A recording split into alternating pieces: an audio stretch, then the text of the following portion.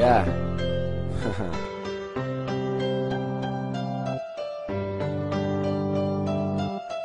Ez csak neked.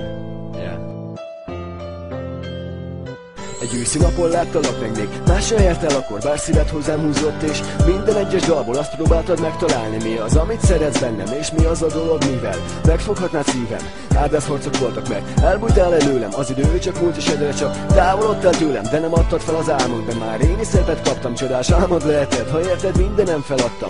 Megváltozott az életem, mikor elfoglaltad szívem, másnak helyet sem hagyva még engem is kitúrtál innen. Kezedbe adtam, mit addig a legjobban félrettem, a szívem, a lelkem, romokkal teli életem, de meggyógyítottál, szint hoztál a szürke napokba, már együtt vagyunk mégis. Emlékszem a napokra, mikor csak beszélgettünk, még a nevedet sem tudtam, többet tudtál rólam, mint amennyit addig kimutattam.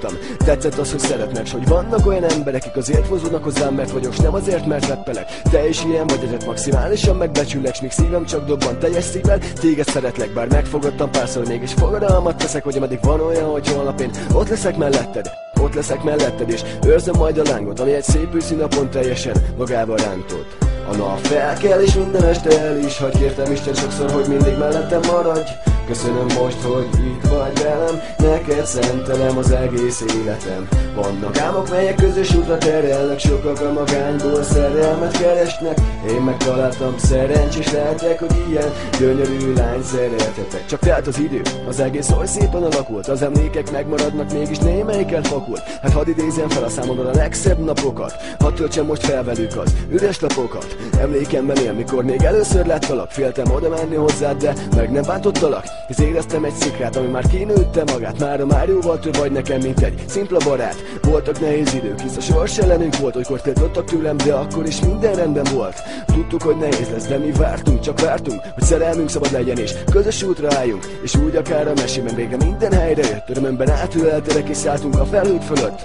Azóta van az, hogy többé nem ereztem kezet, szeretném melletted lélni az egész életemet.